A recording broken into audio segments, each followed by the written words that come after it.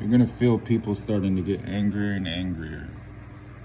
I guarantee it. I've been through this before.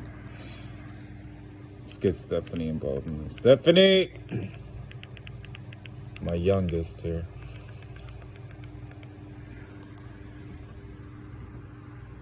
Good job, Stephanie.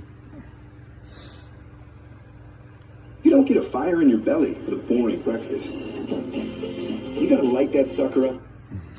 Hi guys, how are you? I want to share this very heavy prophetic dream that I had. And I remember telling you guys that I wasn't going to speak on what's happening with Palestine and Israel unless God tells me to speak. The only thing that God mentioned to me at the time when I made that video was judgment.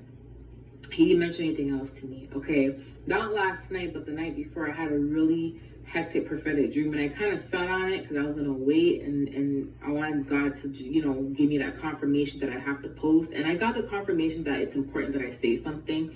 So God did say judgment, okay? And I want you guys to understand that what's happening now with the war, it's meant to happen. It's supposed to happen. It's sad that it's happening, but it's supposed to happen, right?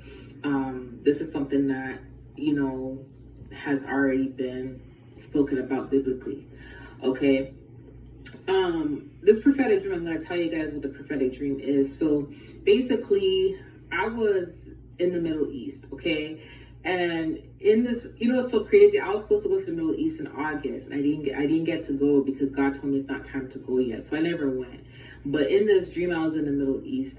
And so what happened was basically for some reason, I was staring at this beach.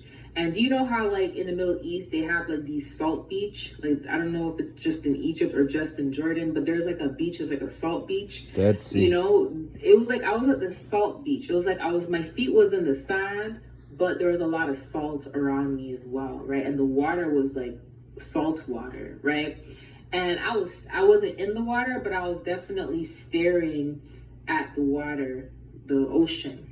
And there was an angel with me. The angel of the Lord was with me, okay? And he was talking to me, but I couldn't see him, but he was talking to me. And, you know, I remember him telling me not to go into the water, and I was just mesmerized by the water. But I saw a lot of people swimming in the water, and I also saw a lot of people on the beach, right? So it was like there was almost like a line. There was a line between, like, getting close to the water and really just, you know, getting close to the, like, concrete area, right? So he told me not to pass that line, so I didn't pass that line. And then I asked why I shouldn't pass that line, and he said, oh, just don't pass that line. I'm like, okay. I'm like, this beach is beautiful though. What type of beach is this? And he said, it's Palestine. That's what the angel of the Lord said. It's Palestine. And I'm like, okay. So that's when I knew, like, okay, God is showing me something. Because hear what?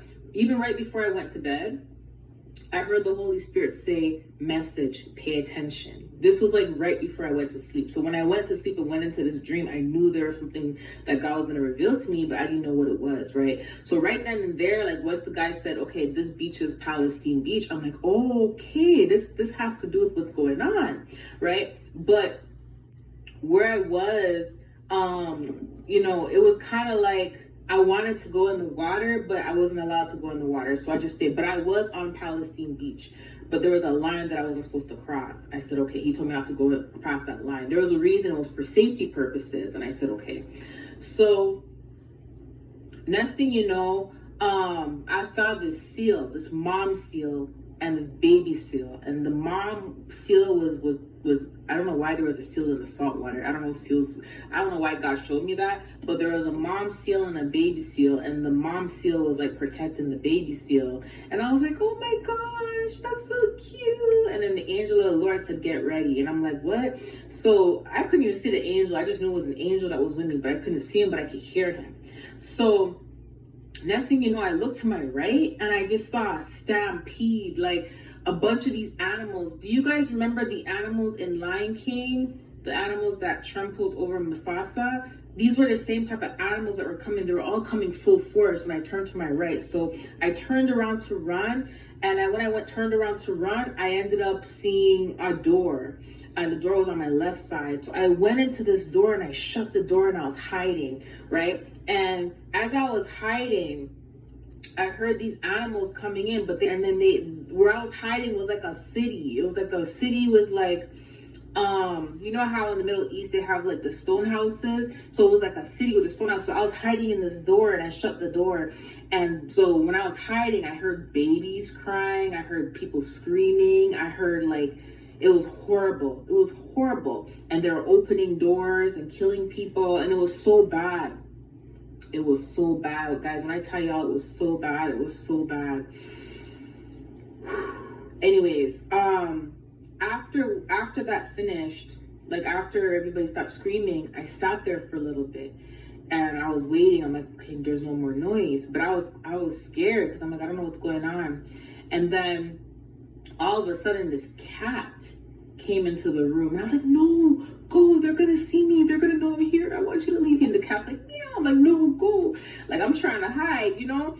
And the cat like basically let somebody know where I was, but the person that opened the door, it looked like he was from the Caribbean. I think he was, and he watches my channel. This is a prophet. He was there.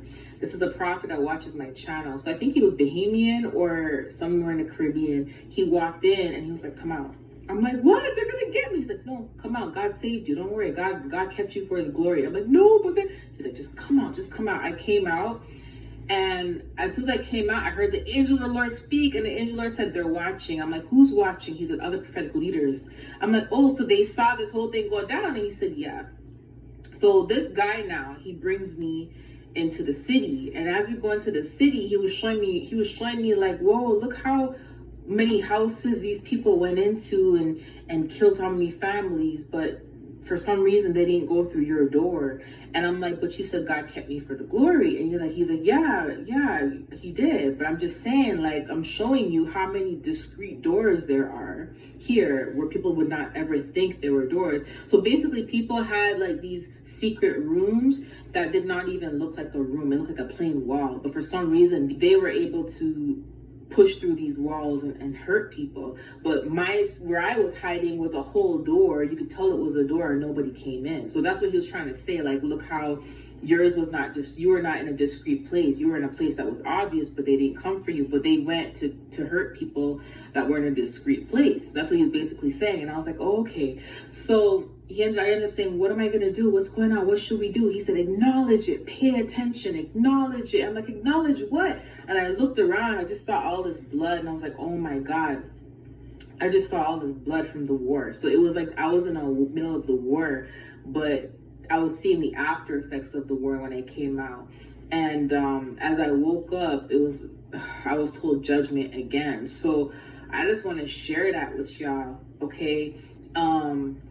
I asked God when I woke up, I asked the Holy Spirit, should I say something? And he said, you have to.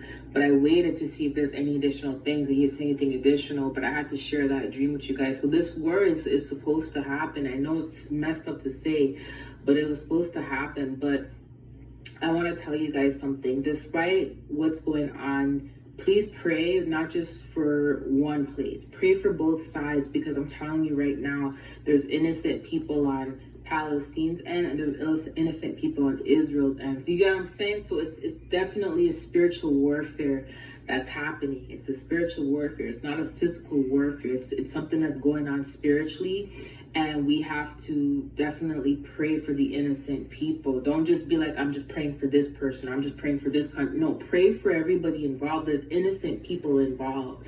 Pray, okay? But that's what I saw in the prophetic dream. Remember, when I woke up from that dream, God said judgment. So I just want to give you guys this confirmation.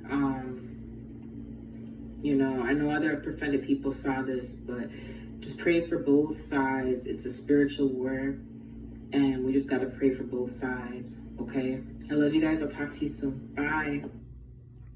I keep changing my plans. Perfect. There's no